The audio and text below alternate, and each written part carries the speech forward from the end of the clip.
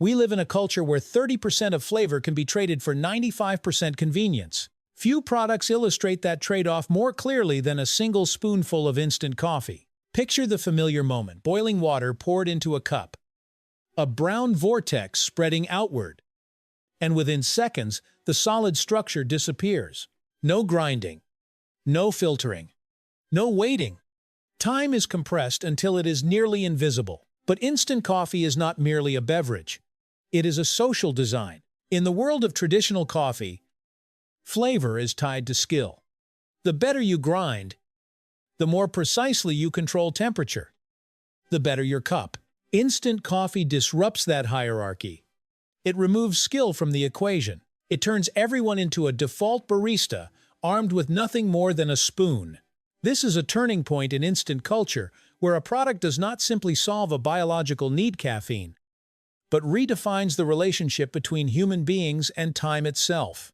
To understand why this system works, we must begin at the root, the bean selected to serve it. Not the refined Arabica, but Robusta, the quiet laborer of the botanical world. Coffee culture often glorifies Arabica for its layered aroma, bright acidity, and lingering finish. Yet in the instant coffee industry, Robusta is the true protagonist. Robusta contains nearly twice as much caffeine as Arabica. Chemically, caffeine is an alkaloid that blocks adenosine receptors in the brain. The receptors responsible for signaling fatigue. Higher caffeine content means stronger physiological impact, even if the flavor profile is less delicate. More importantly, Robusta is resilient. It tolerates higher temperatures, pests, and harsh growing conditions. Its beans have thicker cellulose structures, making them less fragile during industrial extraction and drying processes. If Arabica is a violinist, Robusta is a metallurgical worker. Instant coffee requires a bean capable of surviving aggressive processing heat, pressure, dehydration while retaining sufficient active compounds. Robusta delivers that durability. This choice reflects the product's philosophy: function over personality. Not layered complexity, but stable energy. Not uniqueness, but scalability, even with the right raw material. However, another question remains: how do those crystals dissolve so quickly without clumping? Under a microscope, instant coffee is not a uniform fine powder. It consists of irregular, porous structures filled with countless microscopic cavities like miniature pumice stones. This structure is deliberate. During drying, especially freeze-drying water is removed from the coffee solution, leaving behind an empty network where water molecules once resided. These voids dramatically increase the surface area available for contact with water. The physics of dissolution depends on surface area.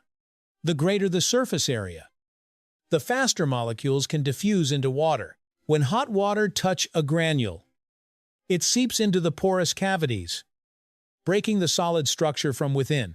This phenomenon is known as rehydration. Water does not merely surround the particle, it penetrates deep into its architecture. The hollow structure collapses, and dissolved molecules disperse rapidly into the liquid environment. The lack of clumping is also tied to extremely low residual moisture. With almost no water present inside the product, there is no bridge between granules before you add water. They remain separate and free-flowing. These crystals are engineered to self-destruct upon contact with water, a structure meticulously built for the purpose of collapsing in seconds. Yet their ability to sit on supermarket shelves for years is an entirely different story. One of the most intriguing paradoxes of instant coffee is that it can last for years without spoiling. Even though coffee itself is highly prone to oxidation, the key lies in two factors: extremely low moisture and oxygen control. When water is almost entirely removed, the environment becomes hostile to microorganisms. Mold and bacteria require water to sustain metabolism. Without it, they cannot function. Oxygen is the second enemy. Lipid compounds in coffee can react with oxygen, producing rancid off flavors.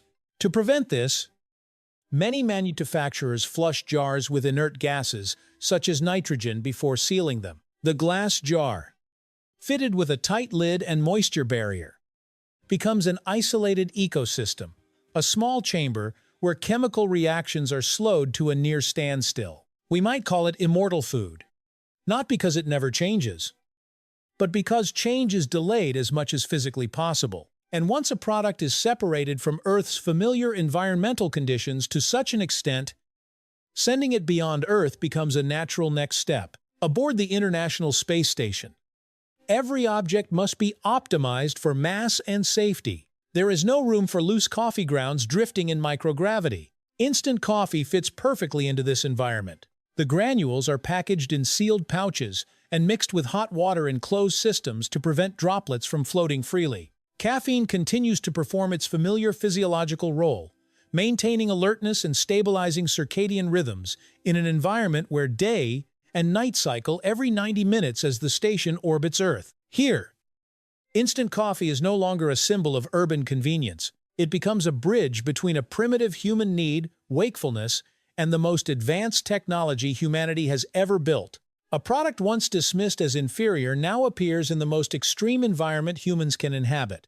One spoon. One structure designed to collapse. One quiet empire of crystals governing our relationship with time.